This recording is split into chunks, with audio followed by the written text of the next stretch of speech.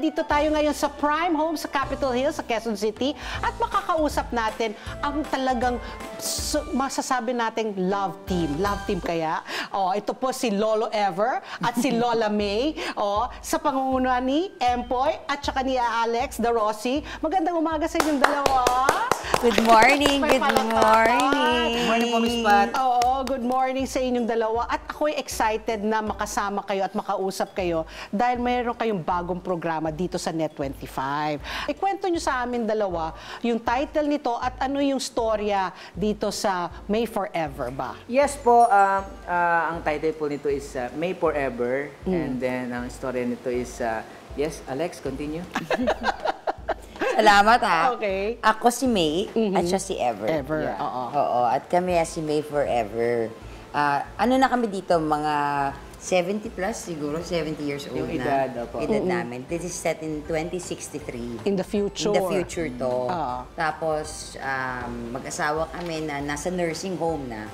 Tapos, lagi lang kami magpo-flashback sa 2023 kung saan kami nagkakilala at kung bakit ko siya pinatulan. Oo. I mean, pinakasalan. Bakit Sorry. may ganun? Ewan ko, yun yung babalikan natin. 2023, ginayuman niya ako, ganun. Ano yung chemistry? Bakit kayo nag-click? Ako na lang kasi siguro hindi masyadong malaki yung hinihingi. Kasi pag si Empo yung partner, yung mga talent ko daw ng mga iba, papunta na sa presyong ayaw. Oh, okay. Oo, ako, sabi ko, sige, pwede na po yan. Kawawa naman tong isa. Pero ano yung nakikita mo? Bakit nga si Empo? Wala po ako nakikita. Bulag pa rin ako hanggang ngayon. Hindi pa ako nakakawala sa kita-kita. Oh, sige, talaga. Hanggang ngayon. I watched that movie, in fairness. That Alam was mo, very nice. Landra. Hindi, pero Alex, ano yung naging, what do you think is unique kay Empoy na nagsama kayo dahil ba siya ay talagang komedyante by nature, mahabang kanyang pasensya, ano ang meron? Ano yung sikreto ni Empoy? Si Empoy? Siguro wala. Wala talaga? Ito na talaga yun. Bukod sa wala siyang pores. Tapos kalat-kalat yung bigote niya na parang...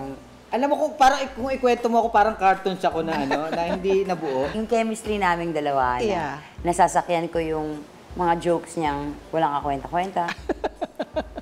Sinasagot mo, ayusin mo. Opo, nanay. Wait lang. Ano kasi ito si Alex, sobrang totoo siya. So, tsaka yung samahan namin as magkaibigan is organic talaga yung lumalabas sa amin pagka magkasama kami. Kaya siguro yung, ano ba yun, parang pagka hindi kami magkasama, may mga proyekto kami ginagawa sa mga kanya-kanya. Tapos pagka nagsama kami, para kami may power na something. Yun yung sinasabi ng mga iba. So, hindi ba, kasi normally, di ba yung mga love team, nauuwi rin eh. Talagang dahil magkasama araw-araw, nagkakausap, nagiging komportable.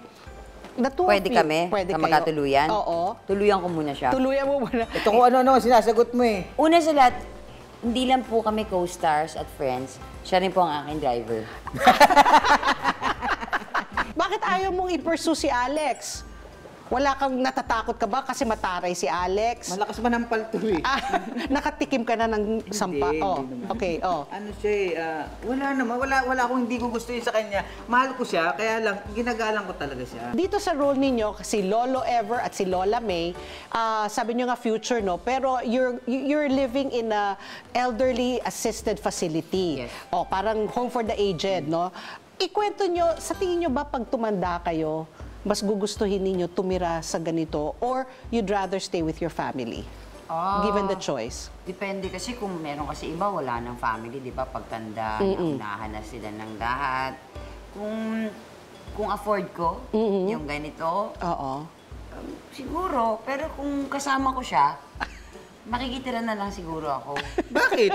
Ayoko na kasama, no? Sandali lang. Sa totoong buhay to? Oo, sa totoong buhay. Pag Hindi, taping pa rin. Matanda na, nag-taping pa rin. Ano?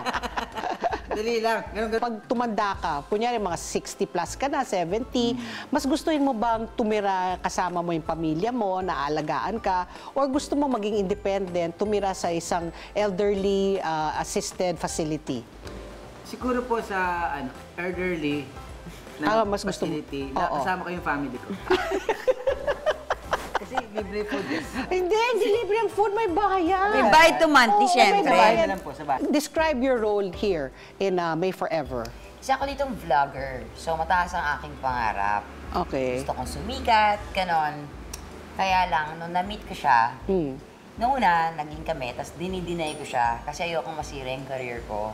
Dinideny mo siyang boyfriend mo Boyfriend siya. ko siya, oo. Kasi ayokong masira yung career ko. Di ba nakakatawa? Oo nga, pero bakit mo siya sinagot? Naghahanap talaga kasi ako ng time ng delivery man. Siya kasi yung driver ng Hangcas, ang pangalan nung... Kabisado mo yung script? Siyempre, nagbabasa ako nun, hindi ako tulad mo. Okay. Bakit nagbasa naman sila? Okay. Oo. So, hindi. According to the script, kaya ako siya naging boyfriend kasi napapatawa niya ako ng sobra-sobra. At saka inaalagaan niya ako. Oh. Yes. So ikaw, can you describe your role dito sa May Forever? First of all, andito po yung writer namin. Ano ulit yun? Di po. Ako po dito si Ever. At yun nga po, ako po yung isang rider dito na nagka-crush kay May. Na yun nga, yung tulad ng sinabi niya, yung dinideny niya ako, sabi ko niya, nasasaktan ako paminsan sa buhay. Pero talagang pinagpursigihan ni Lolo Ever si May hanggang sa pagtanda. Eh, mapupulot ba silang aral? Madami. Panorin niyo na lang po. Charot. Hindi. Ano siya, syempre, yung true love at saka kung paano tumatagal ang isang relasyon. Di ba? Kung paano inaabot ang 40 years tayo dito. 40 years. 40 years. 2063, eh, Oo, no? 40 years ng kahit halos araw-araw, gusto niyong, alam mo yun, patayin ng isa't isa sa galit niyo. Kasi ganun kami dalawa, yung parang, ba't nga ba? Tumagal ako dito, tapos magpa-flashback kami na, kaya ako siya mahal. And yes, I guess yun nga, love is a story of forgiveness. Totoo naman. Forgiveness and patience. Patience, a lot of it. A lot of it. Nakikita ko naman sa parents ko yun. Ikaw, Empoy. Ano ba, ayaw ba bang dagdagan yung sinabi ni Alex? Opo, totoo naman po yung sinabi niya lahat. Sino bang mas mapagtiis? Ang lalaki ba o ang babae?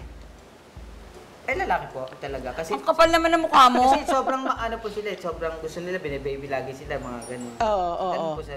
So gusto nilang inaamo, ikaw naman aamuhin mo. ganun naman po. Huwag aamuin, huwag naaamuin. Inaanyayahan ko po kayong lahat manood ng May Forever. Maraming salamat. Thank you, Miss Pat. Empoy, Lolo Ever, and Lola May, Thank you so Alexandra. much, Miss Pat. Thank you. It was so much fun interviewing the two of you. At sana nga talaga may forever, pati ang show ninyo.